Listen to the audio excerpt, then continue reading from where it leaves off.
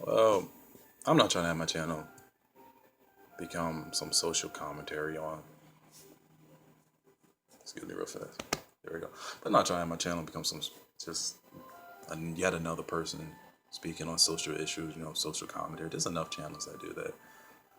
But I have something I gotta get off my chest because I've talked about it on Facebook as I usually do with these certain things when I'm not shit posting. And speaking about around my peers, but I wasn't going to do it. Nothing on this. I mean, I already got the Sky Williams video. I was like, that's enough. I'm trying to have the channel become this.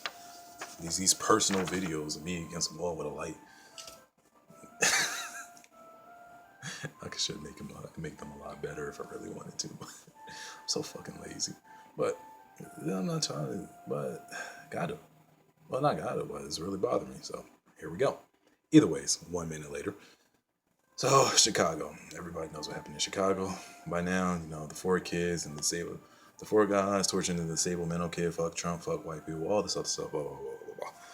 I'm not trying to cover that, and I'm not really gonna get into that as much as I'm just gonna get into what is really annoying me about this is the fact that it turned into identity politics real fucking fast. Identity politics, racial politics, political agendas, and all the other shit. And the problem is, when I first saw that story, when I first heard of it, I knew exactly that was going to happen. That was actually, and this is no joke, this is no exaggeration, that was my first thought, my first mental process. As soon as I saw that, I was like, great, you people fucked up.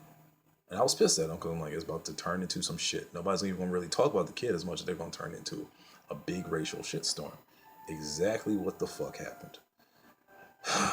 Hashtag BLM kidnapping. BLM had nothing to do with it, but whatever. They're black. BLM, I guess that's the connection.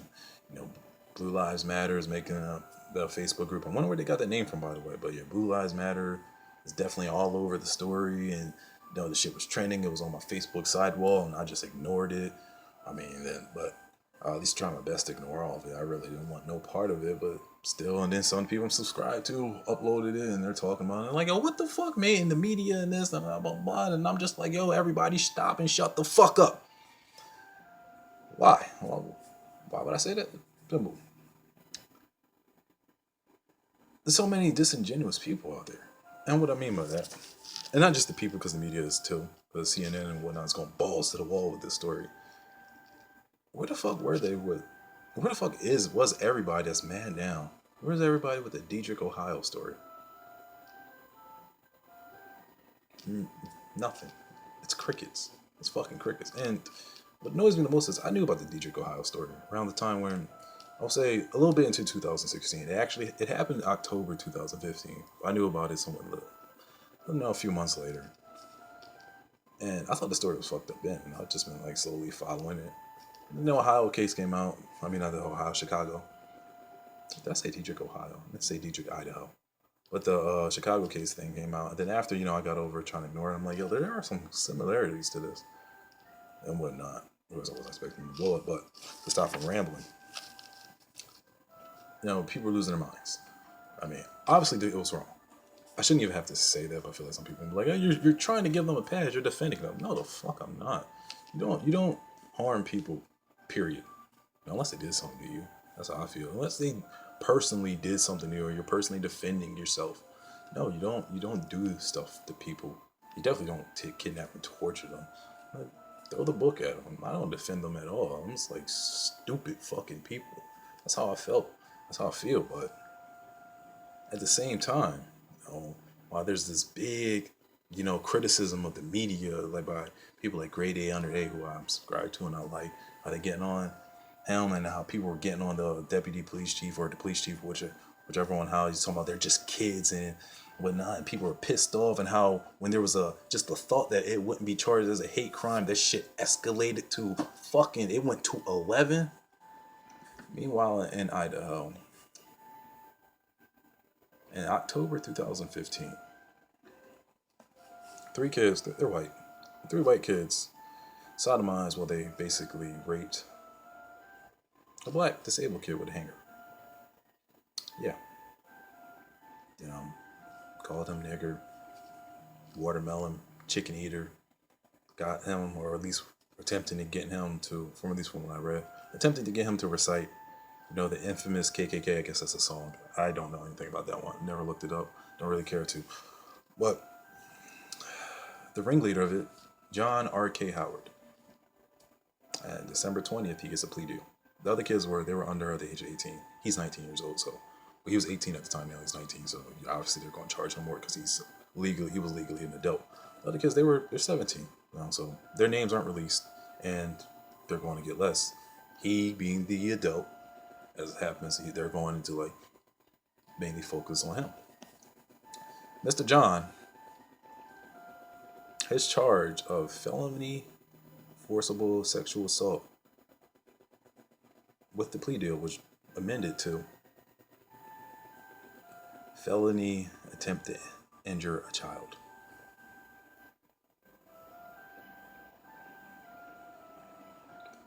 They took a hanger.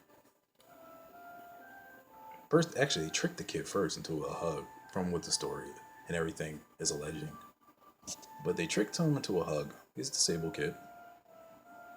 And that hug went into them pinning him down and then taking a coat hanger and sticking it up his ass.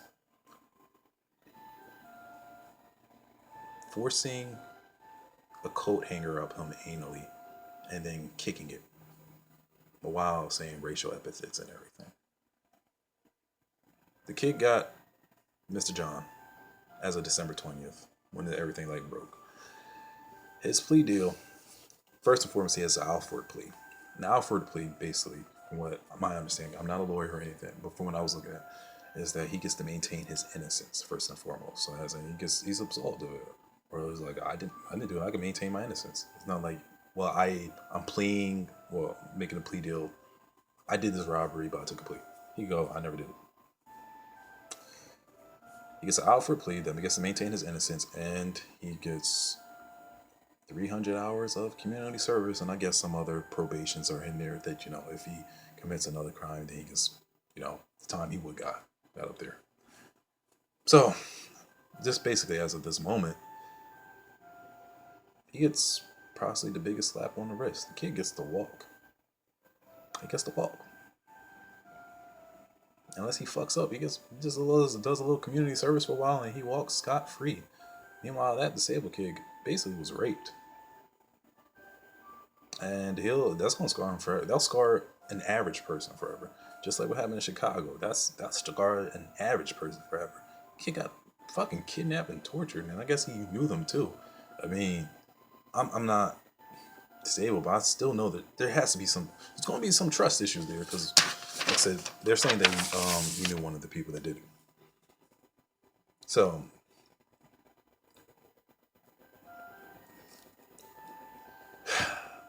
even, all right, let me continue. So even saying that, where was all the outrage? Where is all the outrage? Blue Lives Matter, currently the Facebook group, they currently have a post, I think as I already mentioned, on having the mugshots of the 4 Chicago kids and talking about throw the book at them and everything. Over here, the book wasn't thrown at them. And there's just crickets. Nobody cares. People talking about how Black Lives Matter and everything else and blah, blah, blah. Meanwhile, over there, nobody cares. Crickets. And that's my biggest gripe. I mean, I think TYT and some people did some things they did something on it. I mean, I already knew about it before them. And I was like, at least somebody's reporting it, but this is, for a lot of us, at least a lot of us, of these darker skin tones, this is the issue that we have with society, say aspects of society, aspects of the media, especially aspects of, the justice system. Both of these are hate crimes, and in the case of Idaho, that's a sex crime as well. And the kid gets off completely, and there's no outrage, there's no hashtag, there's no grade A under A video, there's no Sargon. I think, well, actually, I'll take it off. I think they were talking about just none of that. And if you do bring it up in certain groups, like, yo, what the fuck is going on here? People just go, that's old news. But for the kid that got raped, that's not old, December 20th, 2016 isn't really old. No, it's not as recent as relevant. It's not as recent. It's quite relevant. It's not as recent as, I guess, a couple days ago, a week ago. It's short, but it's not old. But there's no care. There's no outrage. There's no people going ham of throw the book at him. There's no people talking about about people being mad of how he doesn't deserve max sentence. Instead, they should take him out to the woodshed, and just put a bullet in the back of his head. There's none of that. An Idaho group, I called Idaho, and I'm going to butcher their name because I don't completely remember, but it's Idaho blank. I don't write blank. Idaho group. It's an Idaho group against domestic and sexual assault. They made a nice detailed post about this, about how egregious it is that this kid got off scot free and everything. It has, as of this moment, me making this 971 fucking likes. If I went to Blue Lives Matter, if I go to CNN, if I go to any of these fucking pages, if I go to the conservative pages where they're talking about, hey, with now, if it was reversed, there'd be rioting and cities being burned down and shit. Oh, that's just in tens of fucking thousands, tens of thousands. And people commented, people having 3,000 likes on it and whatnot. And meanwhile, the reverse did happen. And all the alleged humanitarians certainly aren't being humanitarian. And shit like that bothers me. Especially because I'm black. Shit like that bothers me a fucking lot. Like I said in the Sky Williams video, I get on black people when they're wrong and whatnot. It's like I don't agree with a lot of that really far extremist shit. But I'm not going to just be quiet when I see shit like this as well, because that's not equal justice. And it's definitely not equal the way society's treating it. Now, if they get off, and I highly doubt they will. If they get off, then you know what? Then there's a fucking problem big time. There's already a problem with this Idaho one, but if those kids get off in Chicago, then we have a huge fucking problem. But nobody's as much shit as the Chicago guy, Eddie, whatever his name is, as much shit as they're giving him for his statements, nobody's giving the Deputy Attorney General, Casey Hemmer, nobody's talking about him. I'm going to give you some quotes because I had to write them down real fast. But when talking about the sexual assault, he says that, and I quote, "We don't believe it's appropriate for Mr. Howard to suffer the consequences of a sex offender." Those are his words, verbatim written down. He doesn't believe that a kid that had a hanger, that was pinned down and had his pants pulled down, that was pinned down, stripped of his pants and had a hanger put up his asshole. He doesn't believe that should be seen as a sexual assault. He doesn't believe the kid that did it, the ringleader behind it, should be seen as a sex offender, even though under Idaho law, that definitely falls under felony forcible sexual assault. But more importantly, when the judge asked him about, the racial aspect of it, he admitted, and I'm paraphrasing, but he admitted that there was they see some racial undertones, but doesn't believe it was a racial motivated assault. Instead, it was a vulnerable victim motivated assault. I've never heard some shit like that till now. And I get it. I guess you can't say he's a vulnerable victim.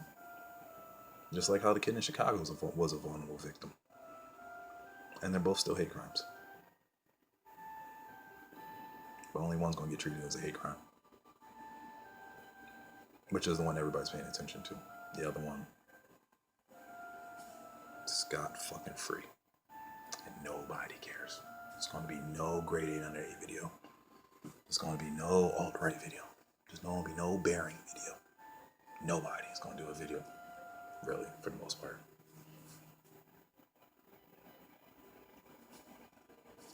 What can we do?